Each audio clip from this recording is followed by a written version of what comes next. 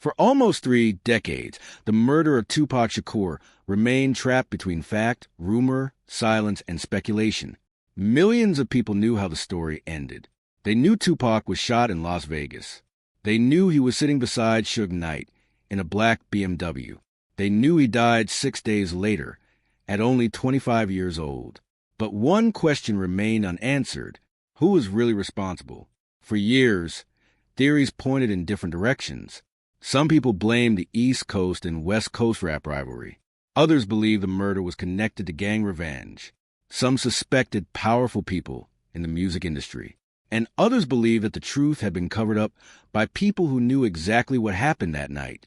Now, after nearly 30 years, the case has finally reached the courtroom. But there is an important difference between a case reaching trial and a mystery being completely solved. The man accused of organizing Tupac's murder is now facing a jury. Prosecutors say his own words, his memoir, old interviews, and the events that happened before the shooting reveal a revenge plot. The defense says the entire story is built on fiction, exaggeration, unreliable witnesses, and an investigation that was delayed for 3 decades. So what has actually been revealed? And does the evidence finally explain what happened on that night in Las Vegas? To understand why this case has returned to the headlines, we have to go back to the beginning. On September 7, 1996, Tupac Shakur traveled to Las Vegas to watch Mike Tyson fight Bruce Seldon at the MGM Grand. At that time, Tupac was one of the biggest stars in the world. His music had already changed hip-hop. His songs spoke about poverty, violence, racism, family, anger, love, and survival. He was also a controversial figure. Tupac was admired by millions, but he was involved in public disputes, legal battles, and the growing conflict between East Coast and West Coast hip-hop. After Tyson won the fight, Tupac left the MGM Grand with Marion Suge Knight, the head of Death Row Records. Before leaving the building, however, Tupac and members of his group became involved in a fight with Orlando Baby Lane Anderson. Anderson was associated with the South Side Compton Crips. He was also the nephew of Dwayne Kef D. Davis, the man now accused of organizing Tupac's murder. According to prosecutors, the fight became the reason for everything that happened next. They argue that Tupac and his entourage publicly attacked Anderson inside the MGM Grand. After the fight, Anderson was humiliated and angry. The prosecution says Davis believed the attack could not go unanswered. A few hours later, Tupac and Suge Knight were driving through Las Vegas in a black BMW. A white Cadillac approached the vehicle. Gunfire suddenly erupted. Several bullets struck Tupac. Suge Knight was also wounded, but he survived. Tupac was taken to University Medical Center. Doctors tried to save his life, but his condition continued to worsen. On September 13, 1996, 6 days after the shooting, Tupac Shakur died. He was only 25 years old. The murder shocked the world, but the investigation quickly became complicated. There was no clear suspect. No one was arrested. The gun was never recovered. And people who may have known what happened were unwilling to speak. For almost 30 years, the case remained officially unresolved. Then Dwayne Davis began talking. The most important development in the case came from Davis himself. Over the years, Davis gave interviews, spoke with investigators, and eventually co-authored a memoir called Compton Street Legend. In those accounts, Davis described being in the vehicle connected to the shooting. He also claimed that the gun used in the murder was given to people sitting in the back seat of the white Cadillac. According to the prosecution, Davis was not necessarily the person who pulled the trigger. But prosecutors do not need to prove that he personally fired the fatal bullets if they can prove that he organized, assisted, or encouraged the killing. That is the central legal theory of the case. The prosecution says Davis acted as the leader of the group. They claim he helped plan the attack, supplied the weapon, and directed the people who carried it out. In court, Chief Deputy District Attorney Binu Pelo told jurors that Davis did not pull the trigger, but that he planned the shooting in retaliation for the beating of his nephew. The prosecution's most powerful argument is simple. They say the story comes from Davis himself. Davis discussed the shooting in earlier interviews, including conversations with law enforcement. He later described parts of the incident publicly and included details in his memoir. For prosecutors, These statements are not just media appearances.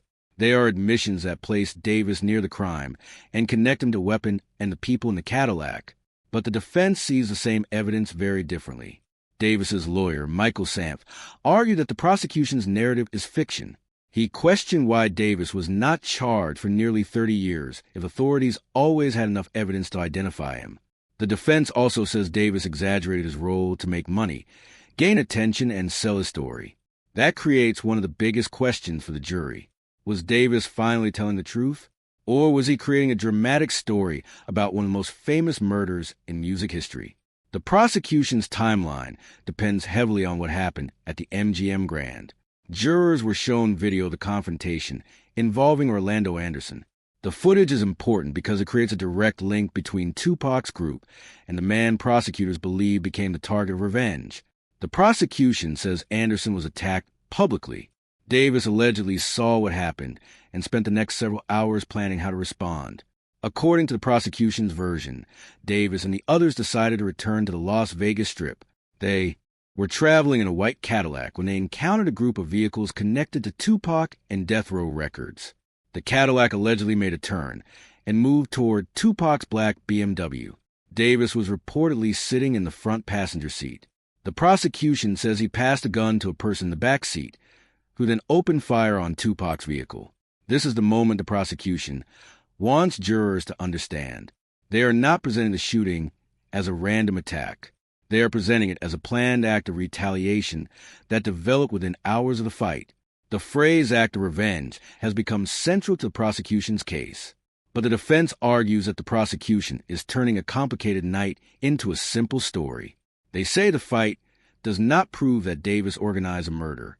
They say being present in a vehicle does not automatically prove that someone planned a killing.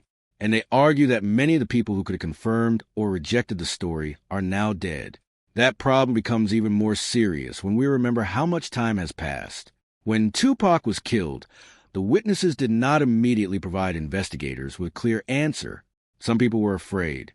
Others did not trust the police.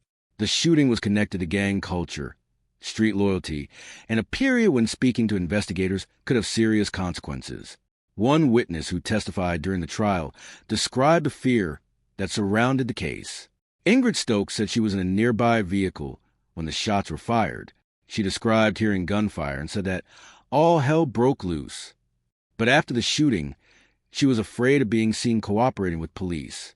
The phrase, "snitches get stitches," reflected the atmosphere surrounding the investigation. This silence helped turn the murder into a cold case. But time created another problem. Witnesses forget details. Memories change. People die. Documents disappear. Evidence becomes harder to interpret.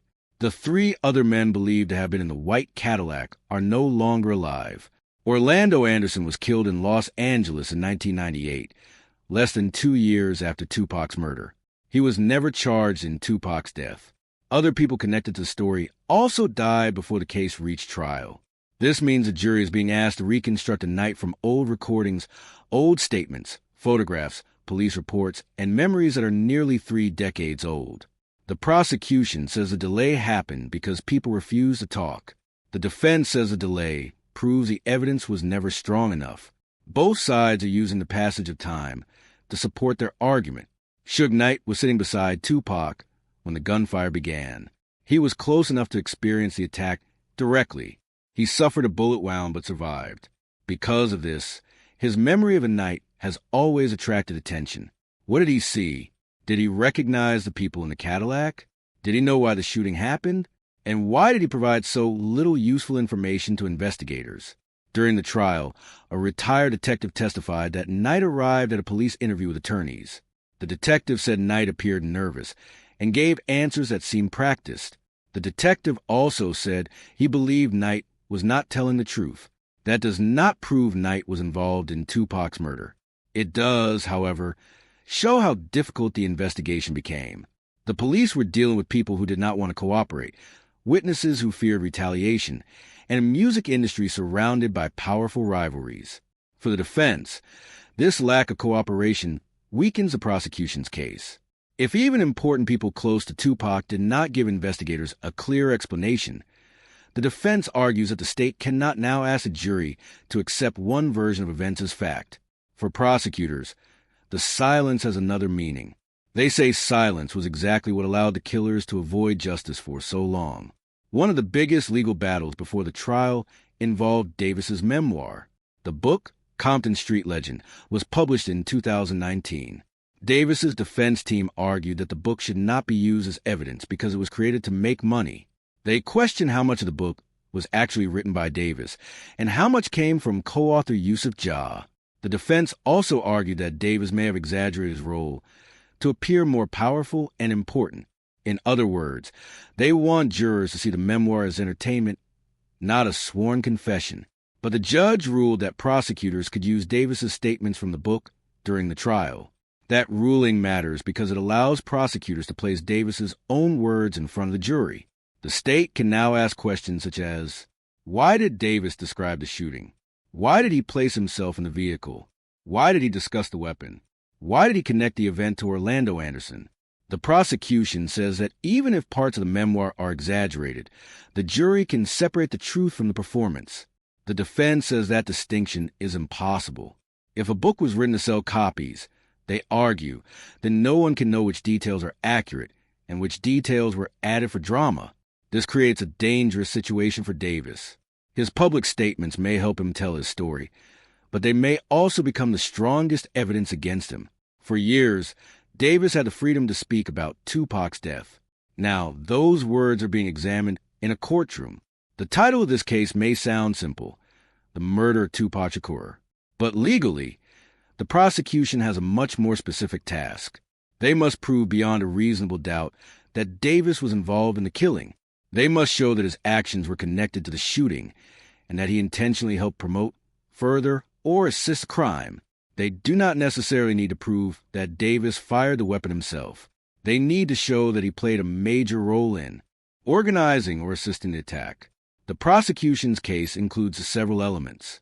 The fight involving Orlando Anderson, Davis's alleged presence in Las Vegas, the white Cadillac, the gun that was allegedly passed to the back seat, Davis's interviews, his memoir, and the claim that the shooting was an organized act of revenge.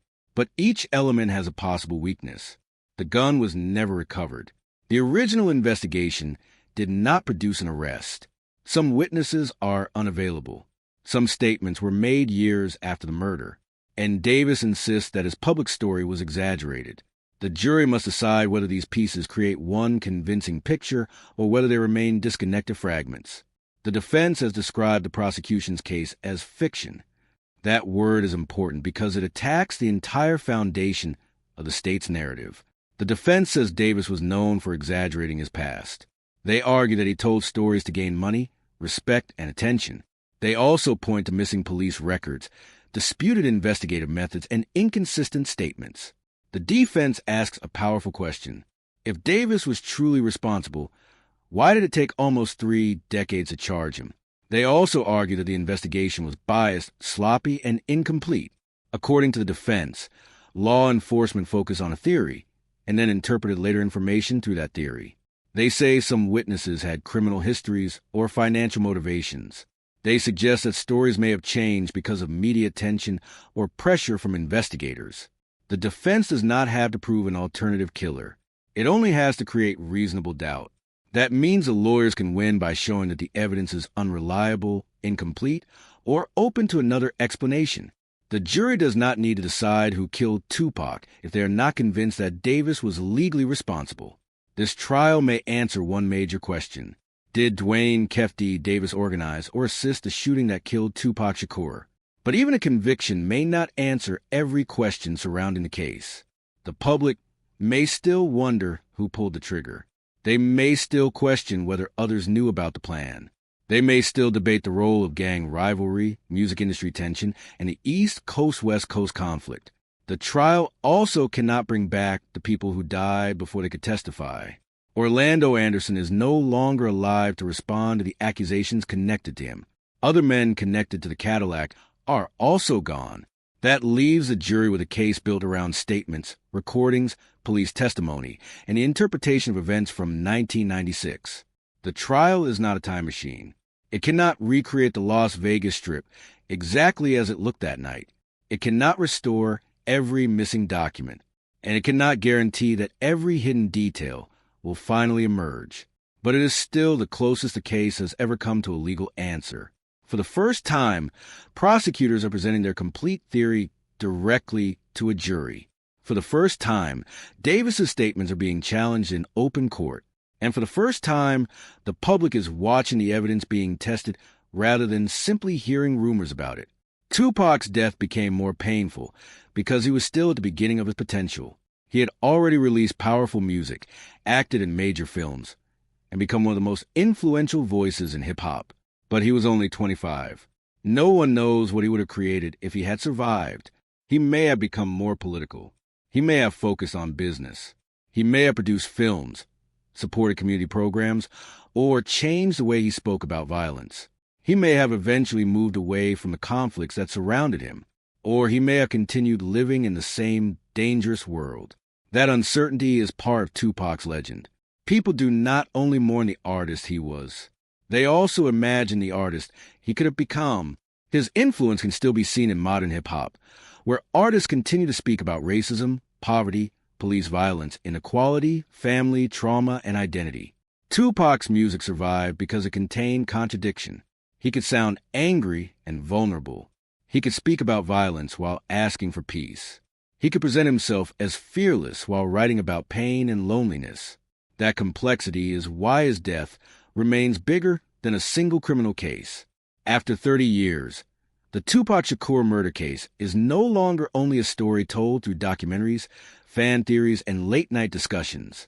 It is now being argued in court. The prosecution says the truth was hidden because people remained silent.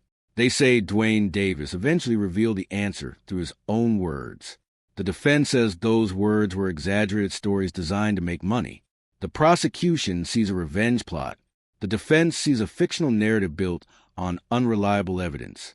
The prosecution sees a leader who organized a killing.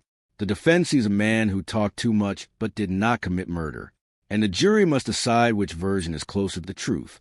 So has the Tupac mystery finally been solved? The honest answer is that the case has reached its most important stage. But the final legal answer depends on the evidence and the jury's decision. One thing, however, is clear. For nearly 3 decades, Tupac's murder was surrounded by silence. Now, that silence is being replaced by testimony, recordings, old statements, and questions that can no longer be avoided. Whether the trial ends with conviction or an acquittal, it may permanently change the way the world understands that night in Las Vegas. Because the biggest revelation may not be one shocking secret. It may be the discovery that the truth was never completely missing. It was hidden inside old interviews, old memories, and words spoken by people who believed no one would ever hold them accountable. What do you think? Was Tupac's murder a planned act of revenge, exactly as prosecutors claim? Or did the investigation lock onto one theory while ignoring other possibilities? Share your opinion in the comments. And if you want more detailed investigations into music's biggest mysteries, subscribe to the channel and watch the next video. Thanks for watching.